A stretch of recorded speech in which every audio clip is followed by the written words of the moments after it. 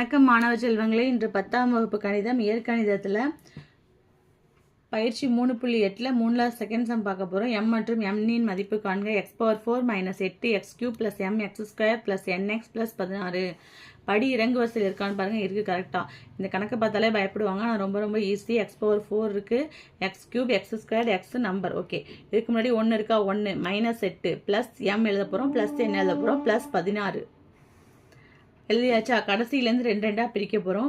1 இதோட வர்க்கம் ஓர் 1 1. ஓகேவா? ஏன் மைனஸ் மாத்திரம் 1ல் 1 போனால் 0. அடுத்தது பேராக இறக்கிக்கிங்க. -8 ப்ளஸ் m 1 2ஆல் பெருக்குனா ஓ 2 2. இங்கே மைனஸ் குறியிருந்தால் இங்கே என்ன போட்டுக்கணும்னு சொல்லியிருக்கேன், மைனஸ் 2 இதால் பெருக்குனா 8 4 2 8. இங்கே -4 போட்டால் இங்கே என்ன தான் போடணும், -4. இதால் மல்டிப்ளை பண்ணுங்கள். Plus into minus minus 4 2 8. Minus into minus plus 16. ஓகேவா? 8ல் 8 போனால் 0. இப்போ குறியை மாற்றிருக்கோமா, ப்ளஸ் மைனஸாக மாறிடுச்சு. அப்போ m -16 இங்கே போடணும்.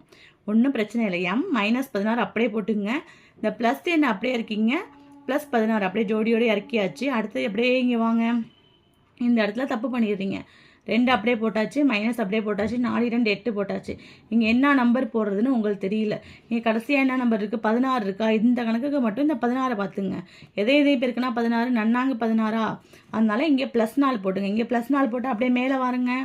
இங்கேயும் +4. ஓகேவா? இந்த +4 தான் இப்போ இந்த 3 நம்பரையும் பெருக்க போகிறோம்.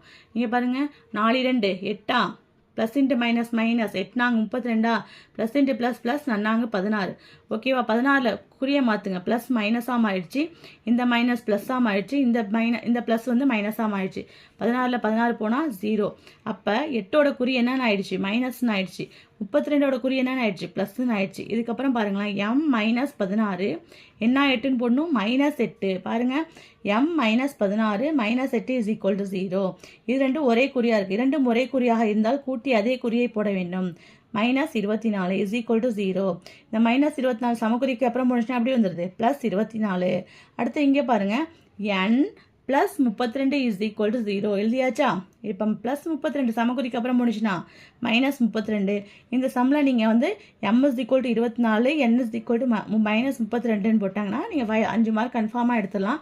இதில் ஈஸியான மெத்தடு பாருங்களேன், உங்களுக்கு ஒன்று ஞாபகம் வச்சுக்க சொல்லித்தரேன். 8ஆம் வாய்ப்பாடில் வருது பாருங்களேன். 1 8 8 2 8 16 3 8 24 4 8 32.